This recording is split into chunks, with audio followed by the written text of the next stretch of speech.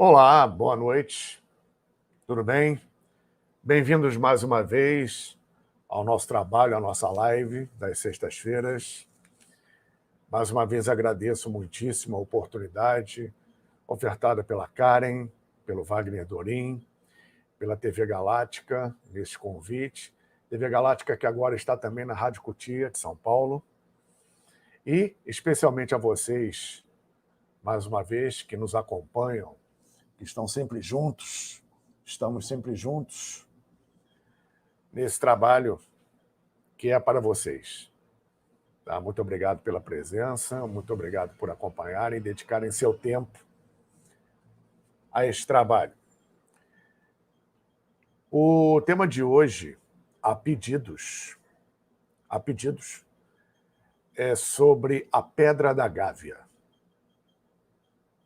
Mundialmente famosa, aqui no Rio de Janeiro, o maior rochedo, mais alto rochedo à beira-mar do mundo, com mais de 700 metros, quase 800, e que contém insondáveis e insólitas histórias e experiências para muitos que lá estiveram, assim como eu, para muitos que estudam, assim como eu e outros tantos, pesquisam os insondáveis mistérios da Pedra da Gávea, não só a Pedra da Gávea, como outros locais no planeta, especialmente no Brasil, que, na verdade, são embocaduras. Existe, obviamente, muita polêmica com respeito a isso, porque, embora as manifestações sejam físicas, elas, pelo menos na Pedra da Gávea e em outros lugares, definem como locais de transição entre o mundo físico e o mundo não físico. Muito bem, eu não me refiro aqui propriamente ao mundo astral. Não. É um mundo hiperfísico, de uma densidade um pouco mais sutil, e daí para outras realidades existenciais. A história da Pedra da Gávea, como outros lugares, como, por exemplo, os locais em Vila Velha, ali no Piauí, onde os achados e as pinturas rupestres têm mais de 30, 35 mil anos, né? Se juntam a outros achados, a outras evidências que simplesmente, pelo menos no Brasil, não são estimuladas as pesquisas, né?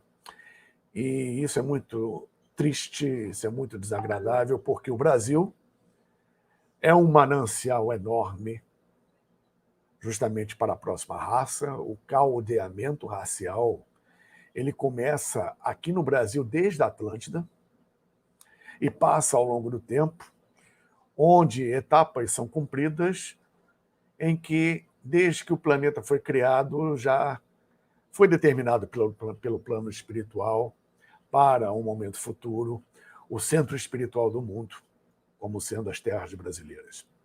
Eu já comentei algo sobre isso na live sobre a Atlântida e pré-história do Brasil, que é muito maior e mais profunda do que a história oficial coloca. Infelizmente, mas vai chegar um momento que isso vai mudar, e isso já está mudando. A história, como outros elementos científicos, que se baseiam apenas no 1% do que existe, apenas em elementos puramente materiais e comprobatórios repetitivos experimentais, né? Já está se abrindo, até como a própria física quântica coloca, para um universo mais amplo, um universo mais profundo. Conhecido, né, pelos iniciados e conhecedores dos mistérios já há milênios e milênios e milênios. E passado, em termos de ciência e depois por tradição, ao longo desse tempo todo. E a Pedra da Gávea, ela entra dentro desse processo, assim como embocaduras no sul de Minas, embocaduras no Planalto Central, na Serra do Roncador, na ilha de Itaparica, em Acacor, na Amazônia, em próprio Machu Picchu, Cordilheira dos Andes em alguns pontos, Serra Gaúcha. Enfim, o Brasil está coalhado disso, o próprio Monte Roraima, pontos de força especiais, Baía do Sol, onde começa o fenômeno chupa-chupa da Amazônia, fenômeno ufológico, ali Baía do Sol, em frente à ilha de Marajó, né? A cidade de Colares, e outros pontos do Brasil, como o extremo oeste do Brasil, a tríplice fronteira Brasil-Colômbia, Peru, o noroeste do Brasil, na região chamada Cabeça de Cachorro, e outros pontos aqui, além das chapadas dos Guimarães, Chapada dos Veadeiros, Chapada Diamantina, enfim, Jalapão. Existem pontos no Brasil que são de extremo poder energético, são vórtices vibracionais, alguns se comunicando com os reinos intraterrenos, subterrâneos, como disse antes, verdadeiras embocaduras. E muita coisa realmente é encontrada. Infelizmente, o conhecimento indígena ele é tido ainda como puro folclore, pura lenda, e no Brasil eles salvaguardam e preservam justamente a verdadeira história disso tudo. Uma vez que, com o tempo, a ciência, a história oficial se perdeu nesse processo. E não somente a questão de ter se perdido, que muita gente pergunta, poxa, esses conhecimentos todos, essas informações, essas evidências, onde estão? Porque isso faz parte do ocultismo. Nem tudo faz parte do chamado ocultismo, esoterismo, da questão hermética, iniciática. Tem muita coisa, mas muita mesmo, que simplesmente é oculta por ser ocultada do público, por não ser divulgada. Tá? Muitas informações e pesquisas que, por exemplo, fora do Brasil existem bastante referência, estudo e pesquisa até hoje sobre essas coisas, que aqui do Brasil não se faz e se ignora. E, obviamente, existe todo um contexto, consciente ou inconsciente, até mesmo no estrangeiro, em manter o Brasil nesse estado letárgico que se encontra. Porque o destino do Brasil ele já foi houveram tentativas de alteração nesse tempo todo, mas isso não vai lograr êxito. Né? Apenas adia um pouco, atrasa um pouco o processo de conscientização do Brasil, especificamente. Né?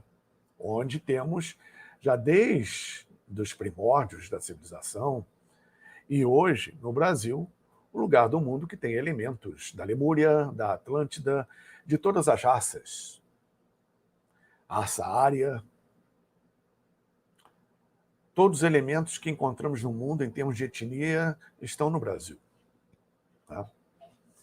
Então, por exemplo, nós temos, dentre outros, eu vou destacar aqui, embora raramente cite nomes ou lugares, mas esse merece, Bernardo Azevedo da Silva Ramos, que na década de 30 escreveu vários livros, e um em especial, sobre a pré-história do Brasil, sobre os achados e pesquisas que ele mesmo fez, que ele constatou, conhecido internacionalmente como Champollion brasileiro, de descobertas fascinantes, descobertas essas que corroboram não só com as descobertas, como as pesquisas feitas no mundo inteiro naquela época. Temos dois exemplos clássicos, o exemplo da expedição do Coronel Fawcett na Amazônia, principalmente na Amazônia mato-grossense, onde ele foi dado como desaparecido no Rio das Mortes, ao lado da Serra do Roncador. Eu estive lá nesse local. E quem pesquisar sobre a vida e a expedição do Coronel Fawcett, é muita coisa para expor aqui, no curto tempo que a gente tem, vai chegar a uma conclusão óbvia: o que a coroa inglesa, ela nas décadas de 20 e 30, por que o Instituto Real Geográfico da coroa inglesa patrocinara uma expedição dessa natureza na América do Sul, especialmente no Brasil, tá? Por uma pessoa de alto grau, alto espírito de conhecimento. Tanto é que o personagem Indiana Jones foi inspirado no Coronel Fawcett. Fora o Coronel Fawcett, especialmente na década de 30, final da década de 20, em década de 30, principalmente os alemães nazistas do Terceiro Reich estiveram pesquisando em vários lugares do mundo, arqueologicamente, procurando justamente esses achados e esses documentos antiquíssimos de instrumentação de raro poder, de consolidação do trabalho que eles já faziam a partir de 1919 com respeito à sociedade Vril e à energia Vril, encontrando muitos elementos no Brasil, principalmente na Amazônia. Quem já ouviu falar, quem não ouviu, pesquise.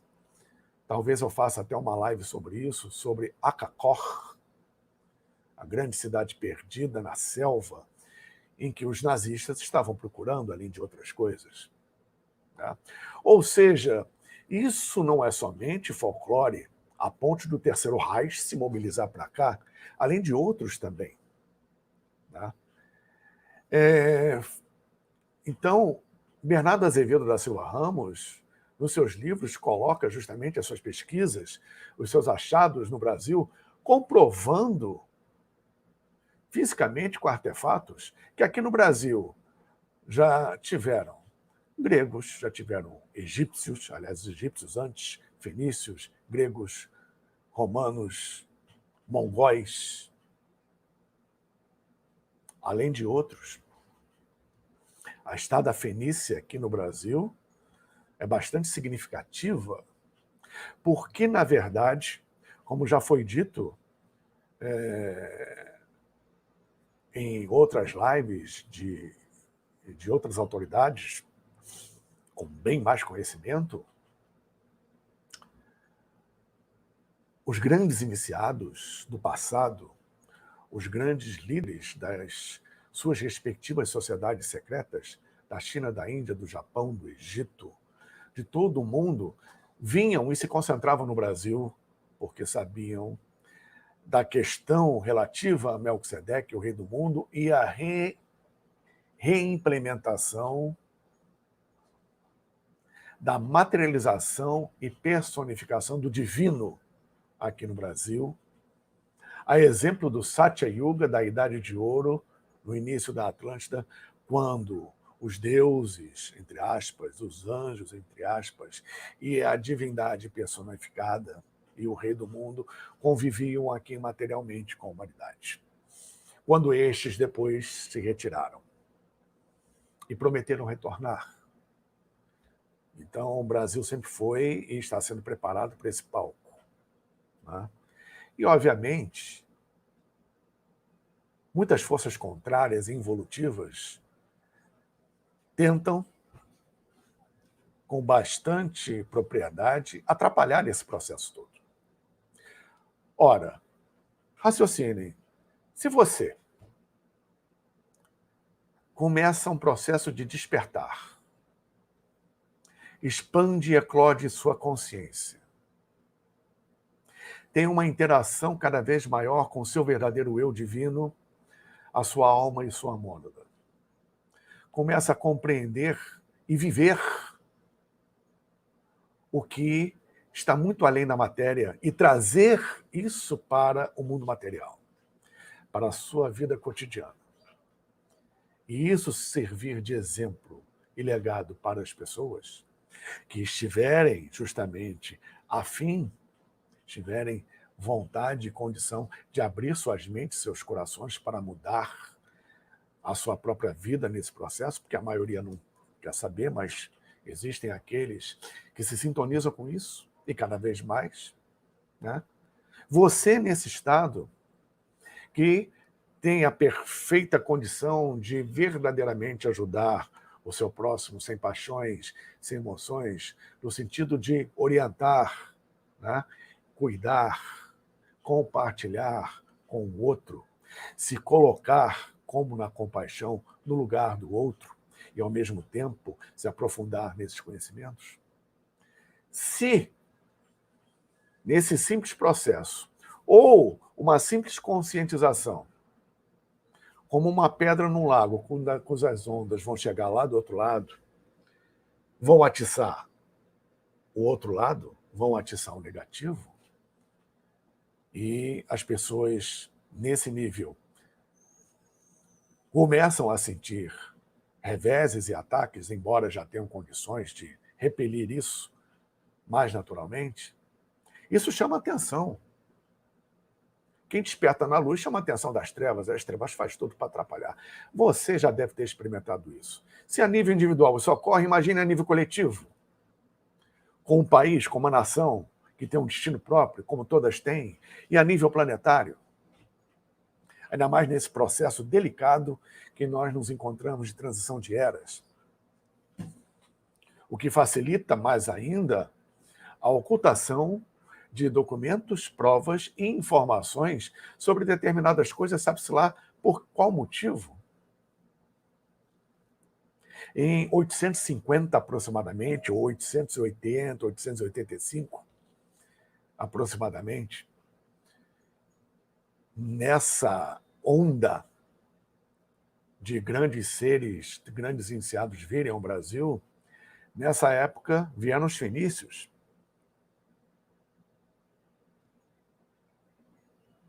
E se instalaram no Rio de Janeiro e em Salvador,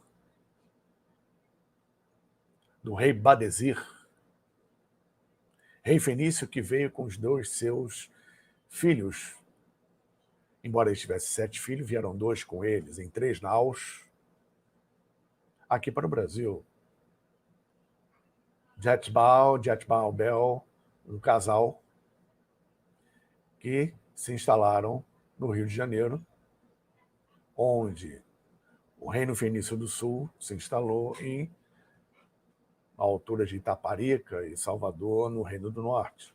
Nós temos elementos fenícios já até no Rio Grande do Norte, no Piauí,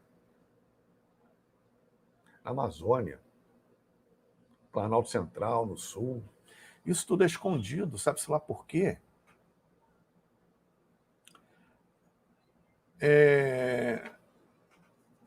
Aí, meados, aqui não me lembro bem o ano, mas na Baía de Guanabara foram encontradas ânforas e indícios de um navio fenício, uma galera fenícia afundada, justamente de Badesir, o rei fenício. E essas ânforas foram parar na mão do governo. Depois foi desmentido que não eram fenícias, mas, de qualquer forma, ânforas que deveriam estar no museu sumiram e estão sumidas, entre aspas, até hoje, assim como outros elementos. Bernardo Azevedo da Silva Ramos, por exemplo, decifrou as inscrições fenícias da Pedra da Gávea, onde alguns até mencionaram que foi ação do vento, um vento que vai esculpir caracteres cuneiformes fenícios, formando uma sentença completa na face leste, na face oeste, um desenho na face norte e uma escrita indecifrada ainda na face sul. Não sei muito se é a ação do vento que provoca isso. E lá, na Pedra da Gávea, ela foi moldada desde a época da Atlântida com uma tecnologia enorme que existia aqui no planeta e até hoje ocultada do ser humano por motivos óbvios, que faz com que tecnologia Atlante e não daqui da Terra, que faz com que toda a tecnologia atual seja um brinquedinho de criança com birra, marrenta. Sabe aquela criança marrenta que fica brincando com aquilo ali e tal? Pois é, a tecnologia atual, perto do que eles tinham, a ponto de moldar uma rocha na forma de uma esfinge, onde você vê a cabeça do imperador Badesir ali na face norte, esplêndida e explícita. Óbvio que a humanidade decaiu tanto que ela não tem mérito para readquirir o que é dela. Ela precisa se recondicionar para readquirir esse tipo de coisa. Porque não se iludam, tudo vem de cima para baixo, ou vem de coordenações em termos de cronograma e planejamento evolutivo, de hierarquias superiores. E isso é, obviamente, trabalhado e introduzido no nosso meio, a maior parte, que vem a ser justamente esses saltos tecnológicos que nós estamos presenciando, porque nada é feito por acaso, acaso não existe. Se estamos hoje aqui numa internet, se estamos hoje diante de um computador assistindo essa live, eu falando com vocês, por uma câmera, por um microfone, por todo um processo tecnológico que, em princípio, é de última geração, isso acontece porque nós fomos autorizados a ter, a partir dos planos espirituais. E muita coisa que foi retirada da humanidade porque nós não temos condições de trabalhar com isso de novo, pelo menos por enquanto. A humanidade do jeito que está, realmente não dá. E isso moldou vários lugares, e no caso nosso aqui, a própria Pedra da Gávea. E voltando a Bernardo Azevedo de Silva Ramos, que traduziu a inscrição da face leste, a inscrição da face oeste. A face leste é voltada para o Rio de Janeiro, para São Conrado, a face oeste voltada para a Barra da Tijuca. Quem conhece o Rio sabe. Na face leste, nós vemos isso do chão, é enorme. Dá para ver a olho nu, é só olhar para a pedra. Badesir é Tiro Fenícia Badesir, primogênito de Jetbaal. E depois foi corrigido por José Henrique de Souza, para, na verdade, Tiro Fenícia Jetbaal, primogênito de Badesir. Né? É o contrário. E a Pedra da Gávea, muita gente relata até hoje que é um ponto magnético enorme. Se vocês não sabem, a aeronáutica não permite voos acima da Pedra da Gávea. Não é permitido pouso de helicóptero ali.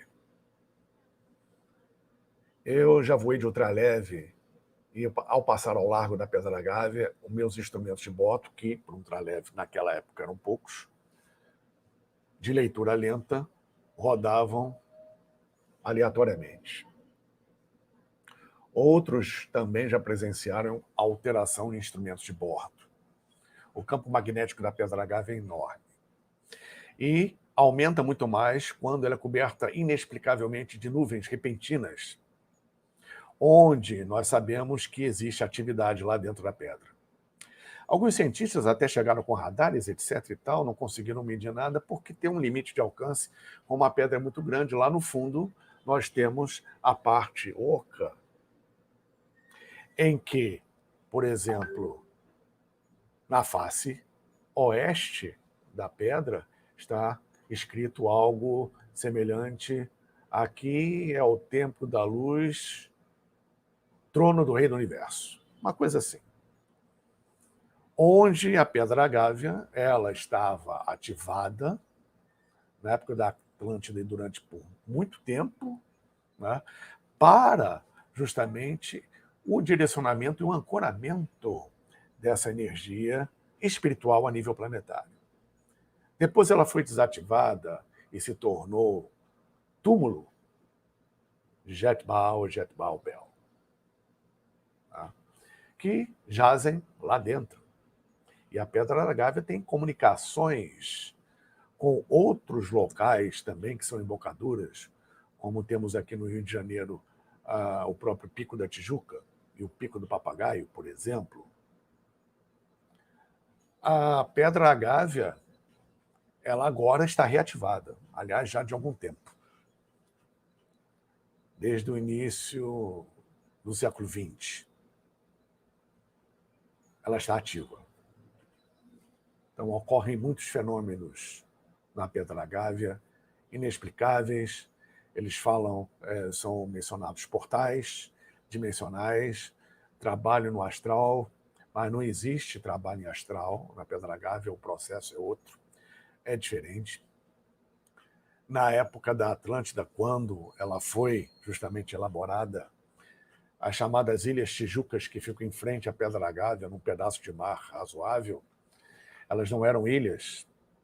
Toda aquela região, incluindo Barra da Tijuca, Recreio dos Bandeirantes e Jacarepaguá, foi criado por transgressão e regressão marinha. Na época da Atlântida, o mar estava bem recuado. E uma das entradas para a Pedra Gávea é nas Ilhas Tijucas. Temos uma outra entrada chamada Gruta da Imprensa, que fica abaixo do elevado de Joá, à beira-mar ali embaixo, né? Onde o mar bate na pedra, é um local de difícil acesso hoje. Tá? A misteriosa face norte, muita gente ao escalar por ali morre, não se sabe por quê. Gente que sumiu, tá? E gente que já experimentou dormir dentro dos buracos referentes ao Olho de Badesir e no topo da Pedra Gávea, que passaram por experiências fantásticas. Muitos, inclusive, cientistas céticos, que voltaram transformados a partir de determinadas experiências a nível energético, a nível dimensional, a nível psíquico.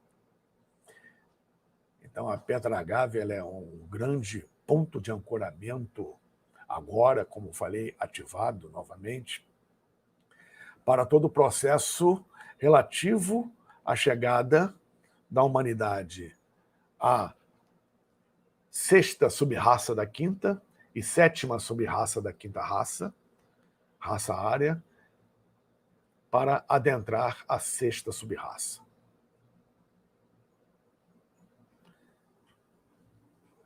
Isso aí é muito importante, é muito interessante, porque ela se liga a outros pontos no Brasil.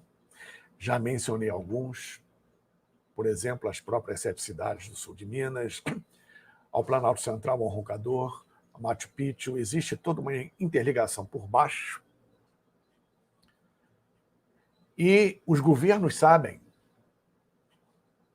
Não querem, por motivos que desconhecemos, ignoramos, ou, na verdade, conhecemos, mas não podemos provar, que eles sabem e nos ocultam.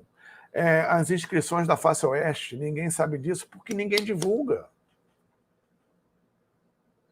O brasileiro não conhece a sua história, que não começa em 1500. 1500 foi a última etapa do processo relativo à ancoragem no Brasil, porque o processo relativo à questão espiritual, monádica, relativa aos templários, a Ordem de Avis, a Ordem de Maris em Portugal, tinha que ancorar aqui, e eles sabiam, como sabem disso tudo até hoje. Lembrando que o primeiro estandarte fincado em território brasileiro, quando Pedro Álvares Cabral chegou aqui, ancorou aqui, desembarcou aqui, porque Vasco da Gama foi quem chegou aqui primeiro em Portugal. E já se sabia disso tudo aqui. Tá? Vou fazer depois uma live sobre templários, porque o Brasil é um país templário. Com respeito a isso, Voltando ao assunto, o primeiro estandarte fincado no Brasil por Pedro Álvares Cabral, fincado em terras brasileiras, foi o estandarte da Ordem de Cristo, a Ordem Templária, e não do Reino de Portugal. Então já existe todo um processo oculto e espiritual aí com respeito à chegada, à última chegada dessa última etapa, que nós consideramos como a primeira, infelizmente, chamada descobrimento, que na verdade foi um achamento do Brasil. E em mitos antigos, nós vemos referências à chamada Isla Brasilis, ao chamado celta Rai Brasil, onde o nome Brasil não tem nada a ver com o pau-brasil, está ligado diretamente a Badesir e à Pedra da Gávea.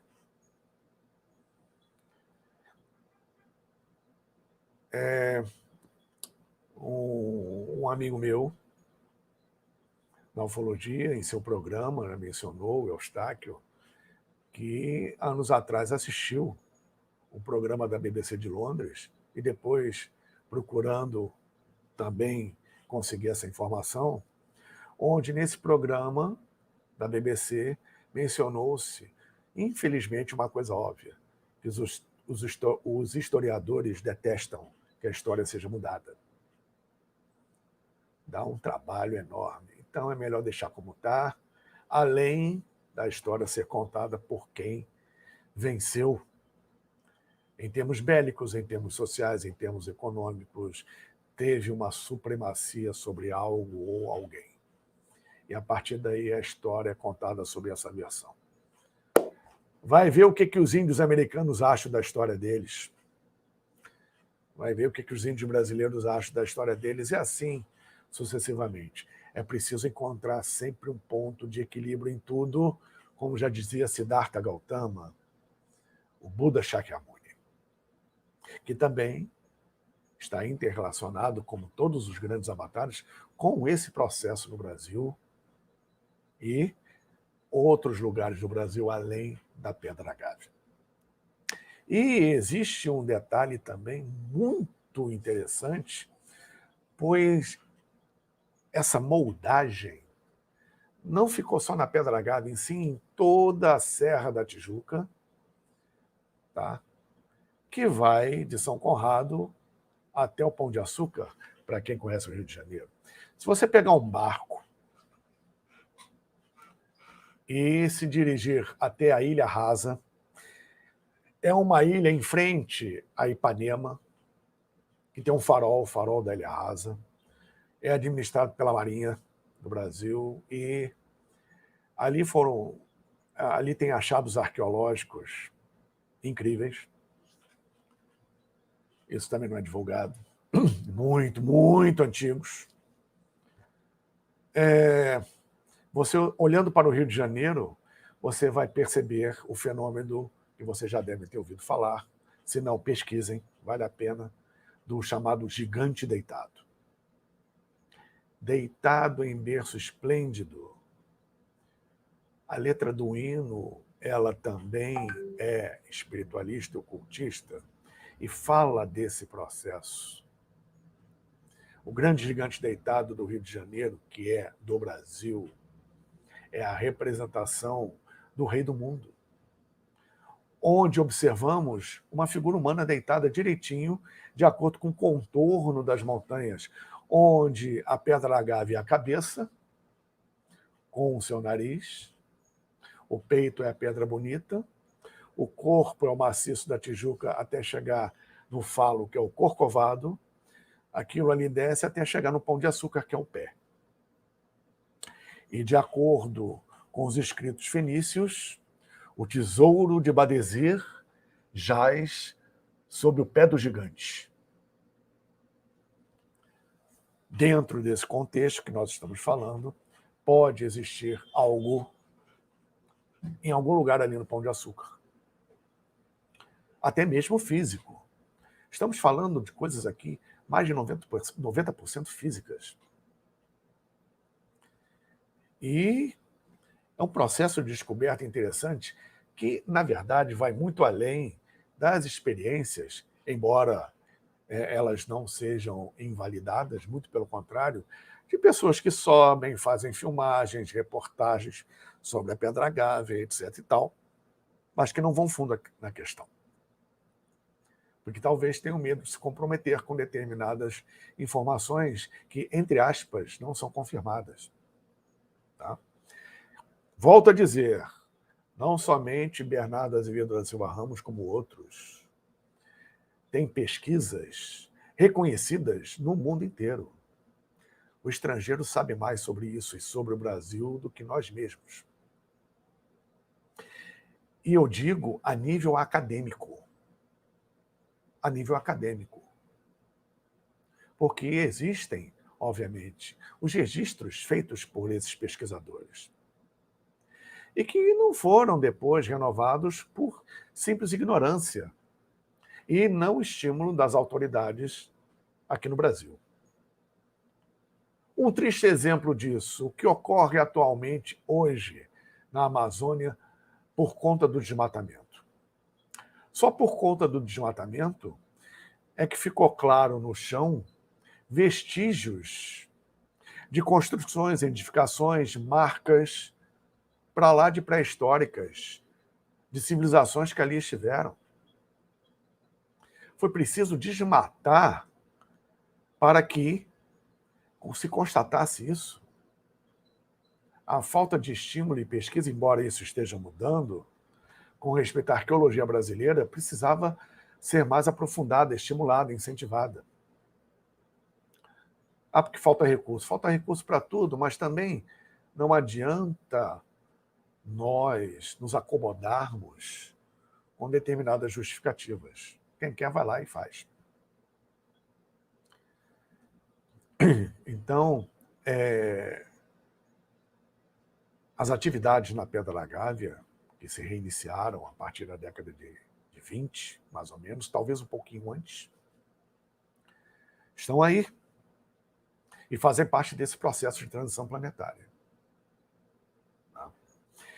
São vibrações sutis, sutilíssimas, que justamente fazem do Rio de Janeiro um polo, assim como outros locais do Brasil, um polo de atração energética, que, pela natureza, obviamente, das vibrações, às vezes, ou muitas vezes, é invertida pelo próprio consciencial da população, que vibra num estágio mais denso. E, obviamente, vai estimular vibrações mais densas e cria-se uma reação em cadeia em cima disso, como ocorre em toda grande cidade, especialmente em cidades que têm esses vórtices de energia. Tá? Existe uma área energética muito forte, fechada num triângulo formado entre as montanhas aqui do Rio de Janeiro. E isso ocorre em outros lugares também. Então, a Pedra da Gávea é um ponto focal disso. É como se pudéssemos verificar uma rede energética que liga vários pontos até chegar a Machu Picchu, que é a embocadura principal relativa à América do Sul, que se liga a Yucatán, que se liga a outros pontos na Portugal, por exemplo, na Mongólia, na Índia, no Tibete, e assim sucessivamente, formando no planeta uma rede. Como isso, embora não seja atemporal, tenha um processo de desenvolvimento certo, pelo livre-arbítrio humano pode estar sujeito a atrasos, mas nunca, jamais o aborto desse processo, dessa continuidade. Então, a Pedra da Gávea, ela, principalmente para quem está no Rio de Janeiro, ela é extremamente importante dentro desse ancoramento relativo, vamos dizer assim, à morada espiritual daqueles que governam espiritualmente o planeta. Pelo menos um meio de comunicação direta para isso aí, que está tanto lá em cima quanto em relação à Agartha intraterrena, a Shambhala intraterrena, ao Duat intraterreno.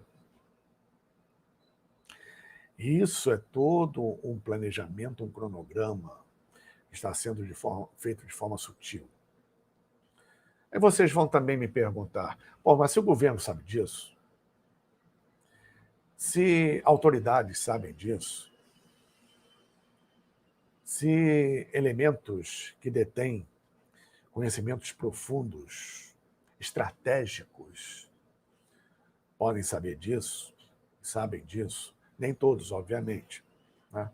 Por que eles não conseguem entrar lá? Por que eles não conseguem se aproximar? Por que eles podem tentar em expedições que estejam fora à vista e ao conhecimento do público e não conseguem nada?